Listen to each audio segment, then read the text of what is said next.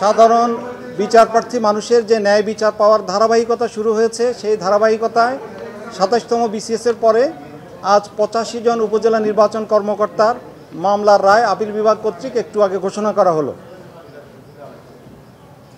২০০৭ সনে চাকরিচ্যুত এই ৮৫ জন নির্বাচন কর্মকর্তা ২০১০ সালে ট্রাইব্যুনালের আদেশে, অ্যাপেলেট ট্রাইব্যুনালের আদেশে চাকরি ফেরত পেয়েছিলেন।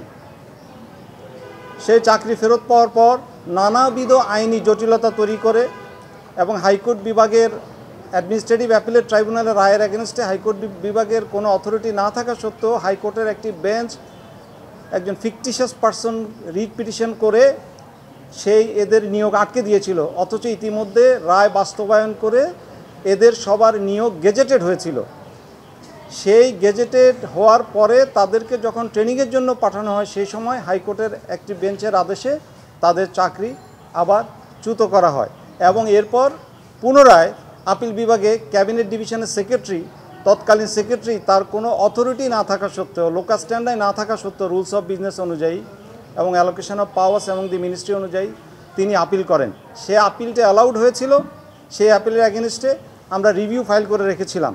সেই রিভিউ শুনানি শেষে আজকে মাননীয় আদালত, বাংলাদেশের সুপ্রিম কোর্টের আপিল বিভাগ সেই রিভিউ পিটিশনে লিভ গ্রান্ট হওয়ার পরে অ্যাপিল অ্যালাউ করেছেন, সবাইকে চাকরিতে পুনর্বহাল করেছেন, সকল সুযোগ সুবিধা সহ।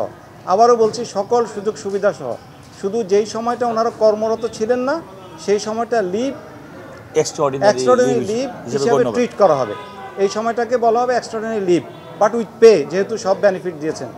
আর যেই 3 জন ইতিমধ্যে মারা গিয়েছেন তাদের পরিবারকে আইন অনুযায়ী দরখাস্ত দাখিল সাপেক্ষে আইন অনুযায়ী নির্বাচন কমিশন তাদেরকে সকল বেনিফিট দেওয়ার জন্য নির্দেশ দিয়েছেন। তাদের উত্তরাধিকার যারা, তারা পাবেন। তো আজকের এই মামলার একটা গুরুত্বপূর্ণ বিষয় হলো, যেটা আমরা গত তারিখে বলতে পারিনি, সেটা হলো বাংলাদেশের এই পরিবর্তিত পরিস্থিতিতে আমরা এই যে আজকে ন্যায় বিচার পাচ্ছি এবং ন্যায় বিচার পাওয়া শুরু হয়েছে এবং সঙ্গে সঙ্গে বিচার বিভাগের প্রতি মানুষের শ্রদ্ধা এবং ভালোবাসা আবার পুনঃস্থাপিত হওয়া শুরু হয়েছে।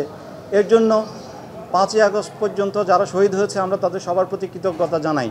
তাদের স্যাক্রিফাইসের কারণেই আজকে এই পরিবর্তিত পরিবেশ।